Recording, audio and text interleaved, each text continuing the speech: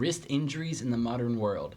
Thank you for this lead. I look forward to checking him out. I want to share the book that helped me so much. It's called It's Not Carpal Tunnel Syndrome by Suparna Damany and Jack Bellis. And it's an excellent book. My buddy Spike is a computer programmer, and he was debilitated by his carpal tunnel. He spent thousands of dollars, had surgeries, nothing was working until he found this book.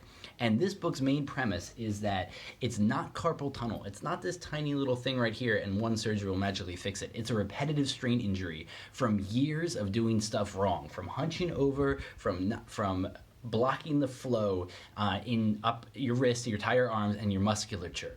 For me, it was the pain started here as I was writing my books in New York and working too hard. But the tension, when I started paying attention to it, went all the way down. This was so tight in here. And you could trace the tension all the way up to here. It was affecting things. In fact, I thought I had a bone here because for as long as I can remember, there was something so hard across here, it felt like a bone. It was a muscle. It was a muscle that was locked up so tight. It took months after I realized it to finally get it loose enough that now it is just somewhat tense. So the thing about repetitive strain injury, though, is you have to figure out what works for you. I figured out what I was doing wrong and started fixing it, and then realizing the exercises that worked for me, but it's gonna be different for everybody. You have to figure out what works for you.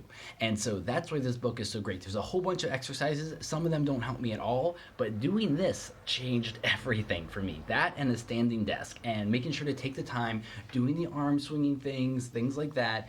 And so I would recommend this book for anybody who's starting to have trouble with your wrist or anything with repetitive strains, because it's not going to get better on its own. It's only going to get worse, and you have to figure it out. The last thing I'll say is get a standing desk.